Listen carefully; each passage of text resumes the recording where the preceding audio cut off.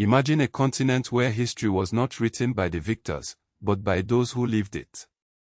A place where empires rose and fell, where kings and queens ruled with wisdom and power, where the stories of greatness were told not in books, but on the silver screen. This is the story of African Empire Cinematic, a movement that began in the heart of Africa, fueled by the passion of filmmakers who refused to let their history be erased. In the mid-1950s, as African nations fought for independence, a new battle was being waged on the cultural front. Filmmakers like Ousmane emerged as the voices of a generation, using cinema as a weapon against colonial lies. His 1966 masterpiece, L'Onwada, was more than just a film. It was a declaration of African identity, a bold statement that Africa would no longer be defined by outsiders.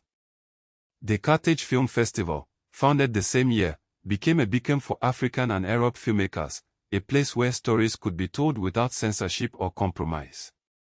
By 1969, the Pan-African Federation of Filmmakers was born, uniting voices across the continent in a shared mission to reclaim their history. Sembe's 1977 film Sedo took this mission further, presenting an Africa-centered view of the transatlantic slave trade, challenging the narratives that had been forced upon the continent for centuries. This was not just entertainment.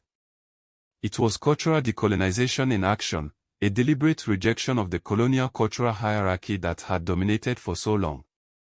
African historical films were not about accurate reenactment. They were about historical argument, using narrative film to challenge official European archives and dominant historical memory.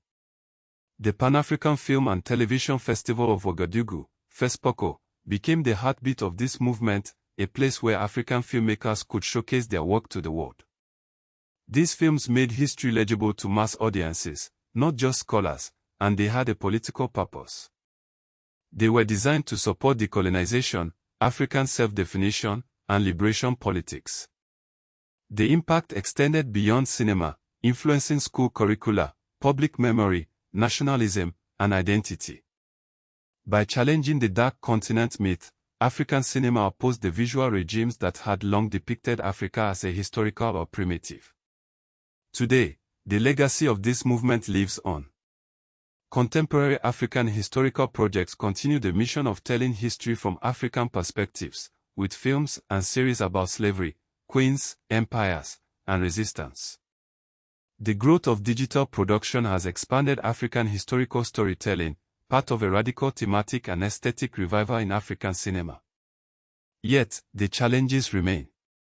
African filmmakers still work within structures shaped by the colonial era, with language hierarchies, funding dependence, and unequal access to global platforms.